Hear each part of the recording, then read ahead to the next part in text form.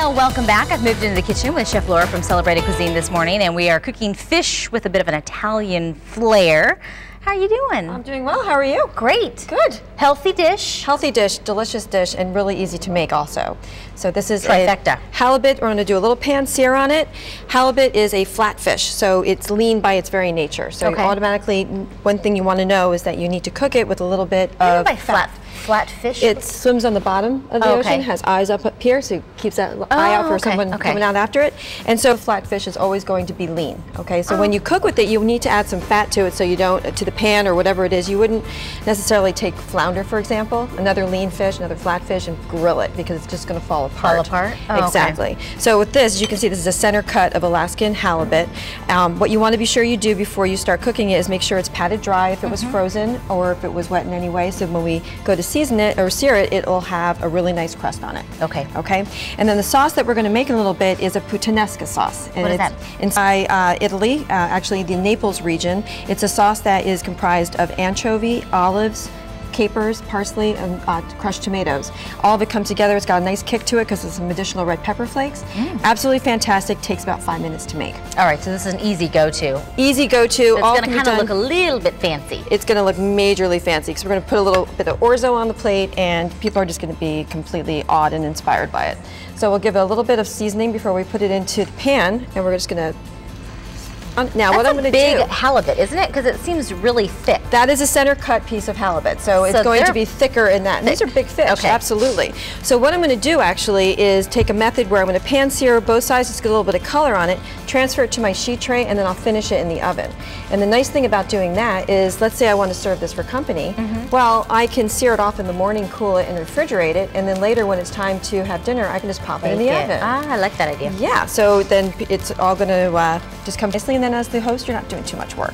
How long to sear it? Because that is one thick fish, so you wouldn't necessarily look for it to cook because you're going to do that. We're just looking to get some color, so we're going to let that go for a little bit on one side, maybe about a minute or so, and then we'll flip it over, do the same thing on the other, and then transfer it to our sheet tray. Is fish like meats, like chicken and beef, whenever it kind of sticks, that means it's still cooking? Still cooking? Absolutely. Any type of protein, that's going to be true. It's actually a really great point. You never want to force it. Okay. Because if you're doing it, it's just going to... Okay, so you want to be at one with your protein, if you will. Okay. Also, just remember, too, when you do cook this, that when you take it out of the oven later, it's going to still be cooking. It's going to carry over cook, especially a lean piece of protein like this. So the best way to prevent this from overcooking is to pull it out before it's actually done.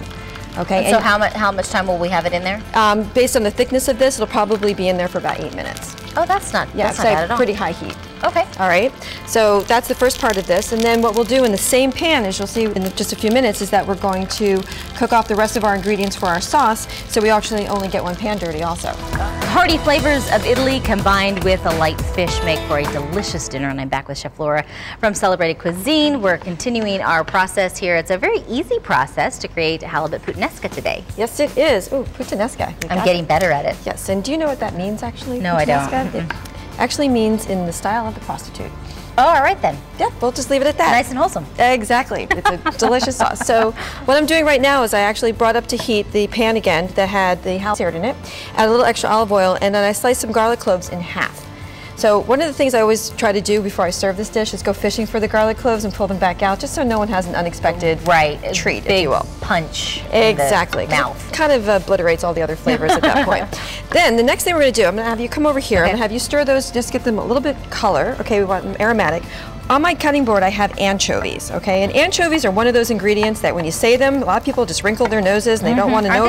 They're very salty. As a matter of fact, look at all the elements of this dish. Our Kalamata olives are salty, our capers are salty, so we're not really going to be adding a whole bunch of salt to this. But what I'm doing is I'm taking the back of my knife and I'm just smashing the anchovy, and I'm going to add it now to your saute pan, and you're going to stir that and continue to until you'll see these start to actually melt down, okay? The meltdown? They'll melt down. They'll start to break apart a little bit. Okay. Okay. Why do anchovies get such a bad rap?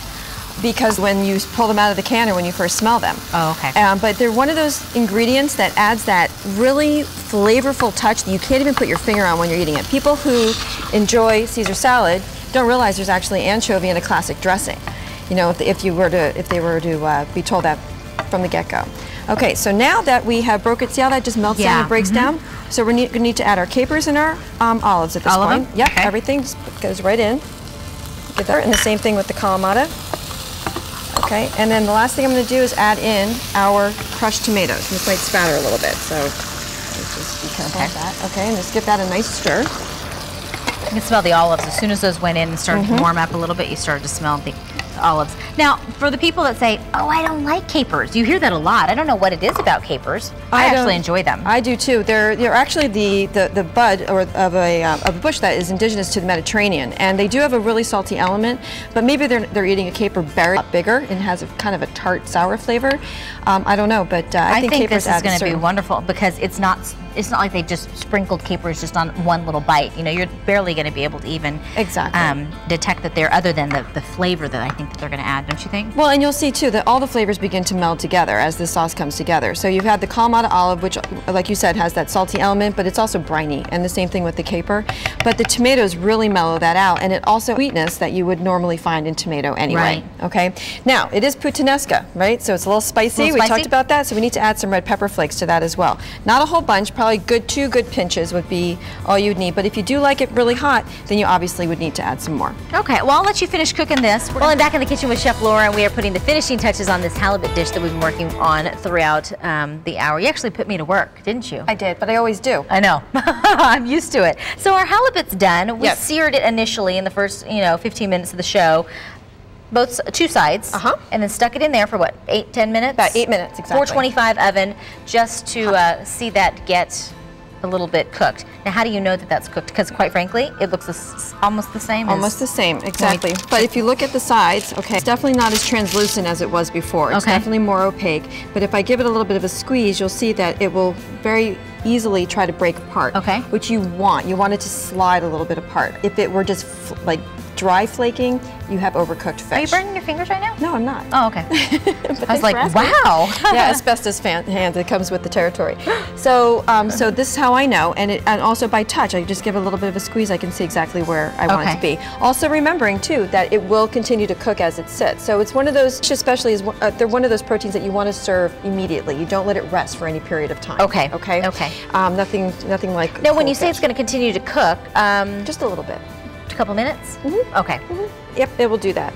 Now, a couple things too. Here we have our sauce. It's all done and ready to go. This is also something that can be easily made ahead if you wanted to, and then just reheat it on the stove. Yes. Okay. And it will hold in your refrigerator in a covered container for 4 or 5 days easily. I want to remind everybody too, one of the tips you gave for the halibut was that you can sear it in the morning, perhaps if you're heading out the door, or say a weekend. Sear it in the morning, and then right before you go to serve it to your guest or your family, stick it in the oven so you can kind of mix it. Divide up that process. Exactly. So it just makes that much effort, go away, if you will. Now, before we serve the sauce, one of the key ingredients that you contribute is the tasting of the sauce. You want to make sure that everything's been seasoned properly. Now, I already took a moment and tasted this because I was looking to see if there was any need for additional salt or pepper. Well, we have red pepper flakes in there, so no on the pepper. It's a little spicy. And then between the Kalamata olives and the capers and the anchovy, I didn't need to add any salt either. You'll find that that is just going to be pretty good. But don't ever forget to taste it anyway, because nothing magical happens just because it's in the pan. The magic happens when you have a little interactivity with the sauce, taste it, and make sure it is. And nothing magic happens just because you follow a recipe. Exactly. Okay. Exactly. So that being said, what I did was I made a little bit of orzo, which is a pasta. I cooked that off, and then I also did some roasted asparagus just to serve this with. But the lovely thing about puttanesca also is that this is great on all types of fish.